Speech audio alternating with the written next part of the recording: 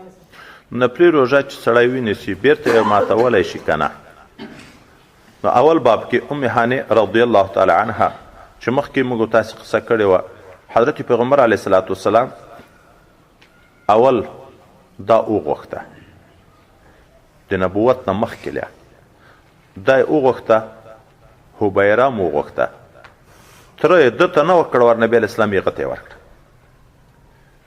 بیا چې هغه کونډه شوه ام هانې، بیا نبي علیه السلام وغوښته، بیا دې عذر ورته وکړو چې ما کنکي بچیان دي، ګوښه یې هم نشم پرېښی، او که تا کور ته یې درولم په دغه ډارېږم چې د دوی د شوخي نه به ته په عذاب شي، بیا به ازار راته وکړي. وروسته بیا حضرت پیغمبر علیه السلام نه ده غوښتې او الله منع کړه، ځکه هغه ښځې چې هجرت یې کړی دا د تره لور خو هجرت یې نه و کړی، بهر تقدیر. دا ام هانې وی چې حضور پاک صلی الله علیه وسلم د ما کور ته راغی، د چکلو شی یې رانه وغوښته، ما هغه شی د چکلو ورکړه چې وایي چکل که اوبه وې که شودې وې که شربت یې ورته جوړ کړی، هغه پاتې حصه یې ما ته راکړه، ما وچکل. چې ومې چکل یې ذاتي مرته وویل چې آی ما خو ګناه وکړه، ما ته استغفار ویه، څه دي؟ ما خو روژه وه خو اوبه مې وچکلی. حضرت پیغمبر صلی الله علیه وسلم ورته څه قضایي دې نیولې وه؟ دا ورته چې نه نفلي وه. نبي علیه السلام یې بیا پروا نه لري. اوس دلته لنډ یو سوال وکړو. حضرت نبي علیه السلام فتح د مکې معظمې کې د دې کور ته ورغلی و. مکه معظمه په روژه کې فتح شوه که بغیر د روژې؟ خو په روژه کې وه. نو په روژه کې څنګه ورته وایي چې قضایي دې نیولې وه؟ هلته خو فرضي روژه ده. نو جواب دا ده، حضرت پیغمبر علیه الصلاة والسلام مکه معظمه په روژه کې فتح کړه، خو هلته یې 11 شپې نور وخت تیر کړو. د شوال د کوچني اختر د میاشتې په شپږم باندې د حنین په طرف روان شو. دلته هغه شپږ روژې د شوال نفلي نیول کېږي که نه نیول کېږي؟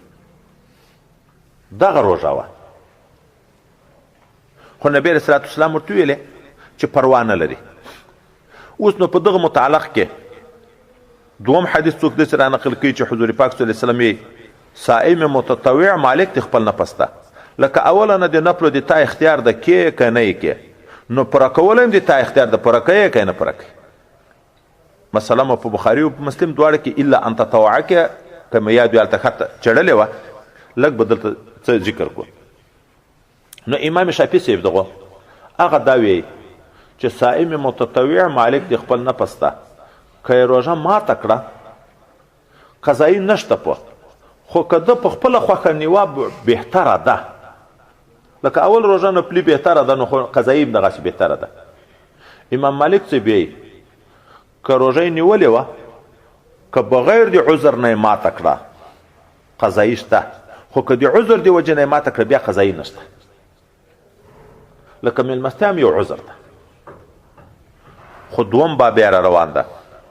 ام المؤمنین عایشه صدیقه رضی الله تعالی عنها فرمایي چې اما او د ام المؤمنین حضرت حفصه رضی الله تعالی عنهما موږ دواړو روژه وه، چا څه حلوا په تحفه کې راولېږله، موږ ډېر اشتها ورته وشوه، زړه مو ورته وشو، روژه مو ماته کړه. چې کله حضور پاک صلی الله علیه وسلم کور ته راغی، نو دا دومې ام المؤمنین حضرت حفصه تر ما نه تلیوار وکړه، دې دا خبر ورته یاده کړه. بعین حال کې ام المؤمنین وی بنت ابیها د خپل پلار لور وه. حضرت عمر ډېر دلاور و، لور هم دلاوره وه. نو دستي حضور پاک صلی الله علیه وسلم ته دا قصه ذکر کړه، ما او د حضرت عایشې روژه وه، چا حلوا راولېږله، موږ ډېر اشتها ورته وشوه، روژه مو ماته کړه. حضور پاک صلی الله علیه وسلم ورته اقضیا یوما، یوه ورځ یې بېرته قضایي راوګرځوه. اوس د مخکې باب نه داسې معلوم شوه چې نفلي روژه ماتولی شي. د دوم باب نه معلوم شو چې قضایي ده. احناف ډېر بهترین علم خدای پاک ورکړی ده امام صاحب ته. ګورئ، اول حدیث نه جواز د ماتولو راغی، د قضایي خبره شته؟ د قضایي نه خو ساقط ده، د عذر د وجې نه ماتولی شي. اما قضایي به راوړي که نه راوړي هغه خو ساقط ده. او دوم حدیث ناطق ده، په دا دوم باب کې اقضیه قضایي به راوړي. نو د عذر د وجې نه روژه نفلي دې نیولې ماته که فلا یغدرو کې چې دې ته ویلې دي دا معنی د آخرت ګناه نشته نو دا خو نه معنی چې قضا نشته ولې خو هغه د په بل حدیث مبارک کې خو حکم د قضا راغلی نو په دواړو حدیثو به عمل راشي په دواړو حدیثو باندې به عمل راشي او هلته مخکې موږ تاسو ویلي وو الا ان تطوعه کې چې په ځان نظر کې اتمام در باندې لازم د عمل قولی نو چې شروع په وکې دا خو طریقه نه فوق مقام ده دلته خو به خود او بل طرف ته احناف الله تعالی ولا تبطلوا اعمالکم خپل عمل به نه باطلوي د روژې هر جز عمل ده امساک چې راغی نیت د روژې و عمل ده اوس نو چې دا عمل ده په نیمه ورځ چې مات کو قضایي هم نه وي عمل باطل شو که نه الله تعالی موږ منې کړي چې عمل خو به نه باطلوي نو د آیات نم دا معلومیږي چې عمل به نه باطلوي در باندې لازم شو چې لازم شو نو چې تا مات کو بیرته به قضایي راوړي او د حدیث مبارک نم دا معلومیږي نور د عذر په بنیاد باندې روژه ماتول د نفلي جائز دي روژه ماتول نفلي جائز دي نو چې مات د کړه بل وخت کې بیا موقع پیدا شو بیرته به قضایي راګرځي نور مرجعیت تفسیر بخاري شریف مسلم کې دواړه کې کړی